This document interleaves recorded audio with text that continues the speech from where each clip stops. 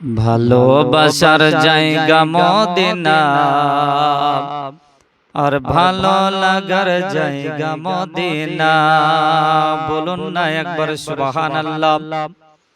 ভালোবাসার জায়গা মদিনা আর ভালো লাগার জায়গা মদিনা। মদিনা শরীফে নূরের খাজিনা, মদিনা শরীফে নূরের খাজিনা, সাজিয়েছেন দয়াল রাব্বানা। ভালো লাগার জায়গা মদিনা। বলুন না সুবহানাল্লাহ। এত সুন্দর জায়গা কোথাও দেখি না, এত সুন্দর জায়গা কোথাও দেখি না, সাজিয়েছেন দয়াল রাব্বানা। আর ভালো লাগার জায়গা মদিনা। বলো ভালোবাসার জায়গা মদিনা আর ভালো লাগার জায়গা মদিনা।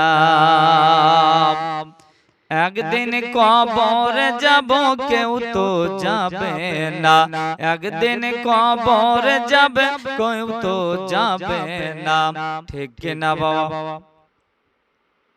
একদিন কবরে যাব কেউ তো যাবে না, একদিন কবরে যাব কেউ তো যাবে না, যাবে শুধু আর যাবে শুধু শাহে মদিনা।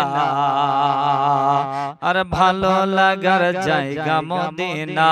বলো ভালোবাসার জায়গা মদিনা আর ভালো লাগার জায়গা মদিনা।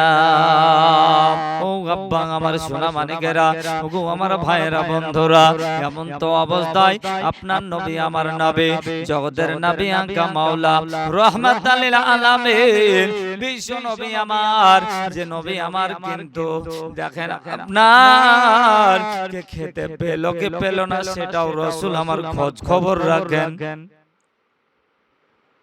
ঠিক কিনা বাবা? আর আজকে আপনি আমি কে কি খেলো কে কি করলো এটা আমরা কিন্তু খবরে নিই না।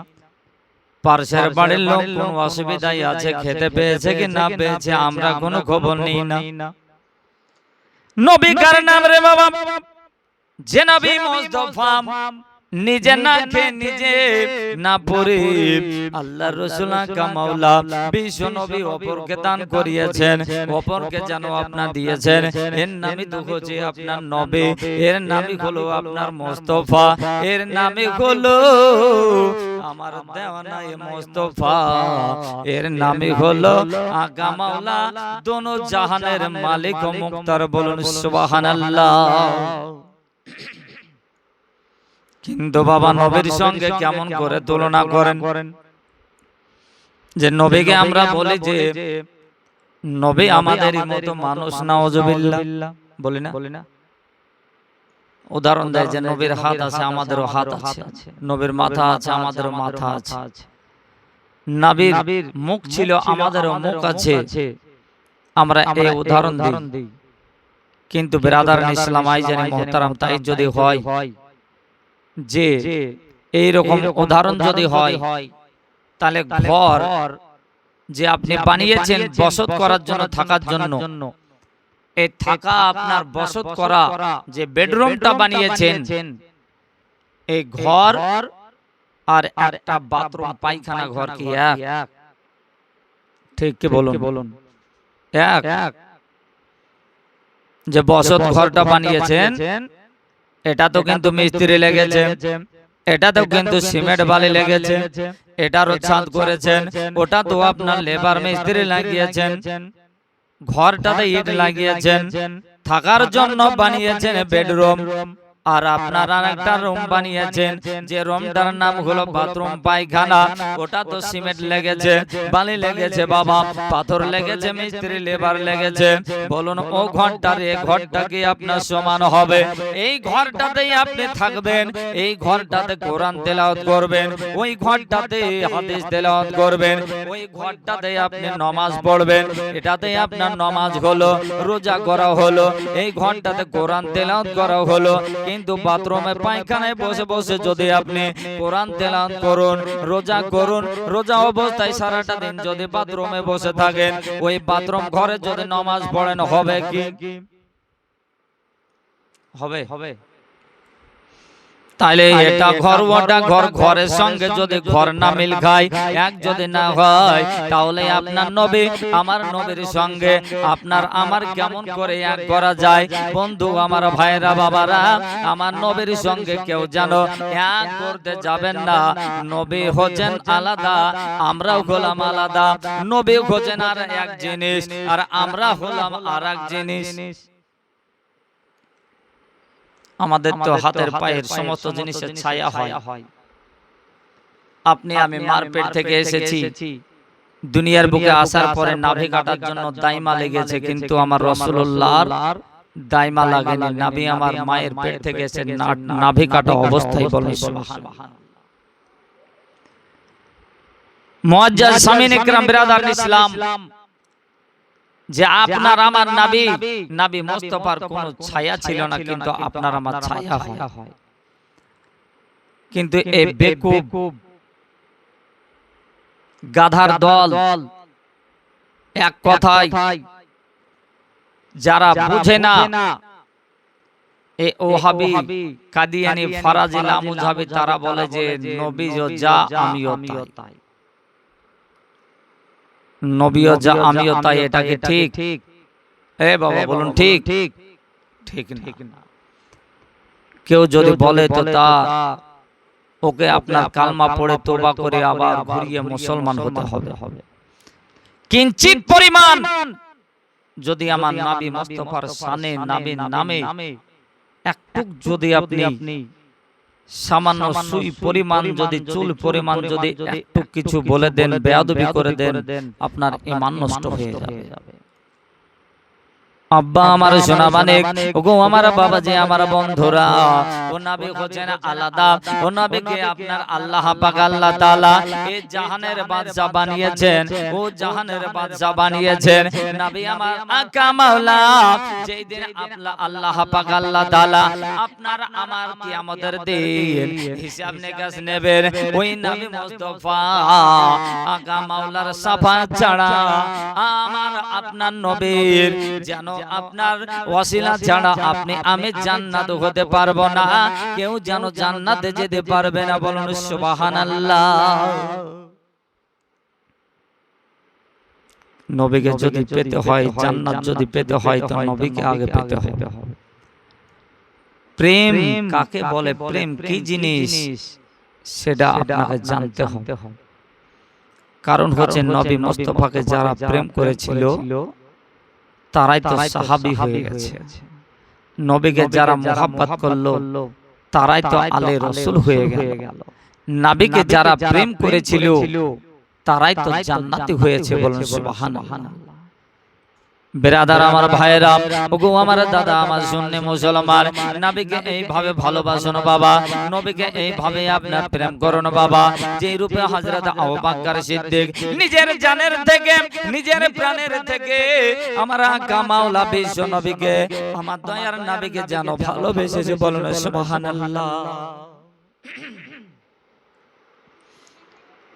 যে আবু বকর নিজের জানের থেকে, প্রাণের থেকে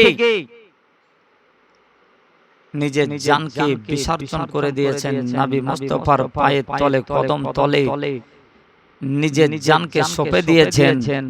তবুও নবীর প্রেম ও মুহাব্বত, ভালোবাসা কখনোই তার মধ্যে কোনো কমতি ছিল না। বলুন সুবহানাল্লাহ।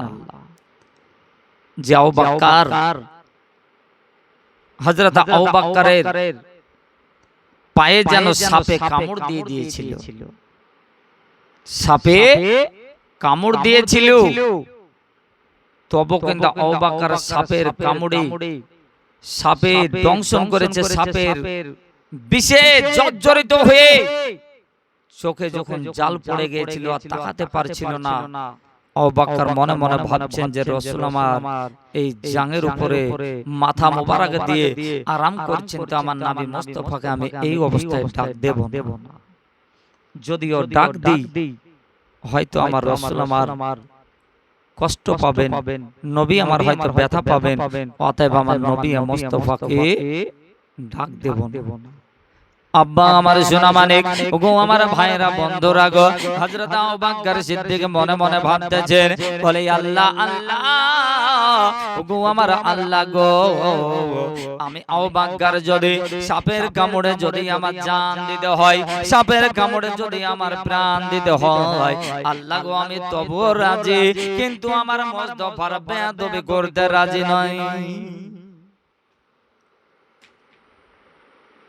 এ আব্বা, ওগো আমার বন্ধু, আমার ভাইরা, সোনার লালেরা, এমন তো অবস্থায় চলো কি আবু বকরের প্রেম কেমন, মোহাব্বত কেমন, যে আবু বকর সিদ্দিক শেষ পর্যন্ত দেখলেন যে যখন দেখলেন যে আর যেন সইতে পারা গেল না, জানটা বেরিয়ে যাবে, প্রাণ বেরিয়ে যাবে, হযরত আবু বকর সিদ্দিক শেষ পর্যন্ত কান্না করতেছেন, চোখের পানি ঝরিয়ে ঝরিয়ে কাঁদতেছেন। আবু বকরের চোখের একটু পানি আমার নবী পাক সাহেবে লাউলাদ আমার জানো মুস্তাফা জানো গাল মুবারকে মুখ মুবারকে এক টোপা পানি যেন পড়ে গেছে। আল্লাহর রাসূল বিশ্ব নবী আকা মাওলা দয়ার নবী আমার চোখ খুলে দেখতেছে যে আমার প্রেমিক আমার সাহাবী আবু বকর যেন কান্না করতেছেন। আবু বকরকে জিজ্ঞেস করছেন, বলে আবু বকর গো, বলো বলো বলো তুমি কেন কিসের জন্য কান্না করতেছো? আবু বকর বলতেছেন, ইয়া রাসূলুল্লাহ, ইয়া হাবিবাল্লাহ, ওগো আমার দয়ার নবী, ওগো আমার মায়ার নবী গো, ইয়া রাসূলুল্লাহ, ইয়া হাবিবাল্লাহ, আমি এর জন্য কান্না করতেছি হাবিব গো, একটা বিষাক্ত সাপ আমার পায়ে যেন কামড় দিয়ে দিয়েছে, ওই বিষাক্ত সাপের কামড়ে আমার শরীরটা জর্জরিত হয়ে গেছে।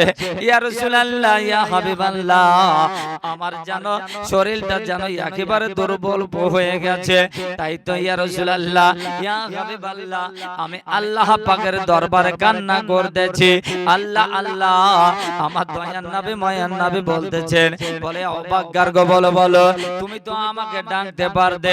হযরত আবু বকর বলতেছেন, ইয়া রাসূলুল্লাহ, ইয়া হাবিবাল্লাহ, নবী গো, আপনাকে যদি আমি ডাক দিই গো নবী, আপনি হয়তো কষ্ট পেতে পারেন, ব্যথা পেতে পারেন, অতএব আপনাকে যদি কষ্ট দেওয়া হয় তো জাহানের বাদশাকে যদি কষ্ট দিয়ে দেই, মহান আল্লাহ পাক আল্লাহ তাআলা আমি যতই ইবাদত করি না কেন আমার আল্লাহ পাক যেন নারাজ হয়ে যাবে।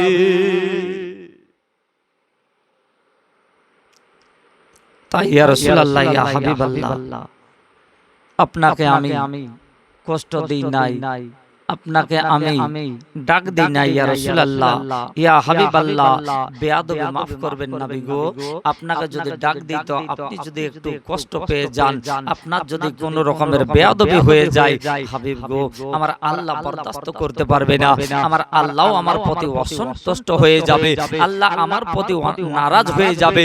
অতএব ইয়া রাসূলুল্লাহ, ইয়া হাবিবাল্লাহ, আপনাকে আমি ডাক দিতে পারিনি। বলুন সুবহানাল্লাহ।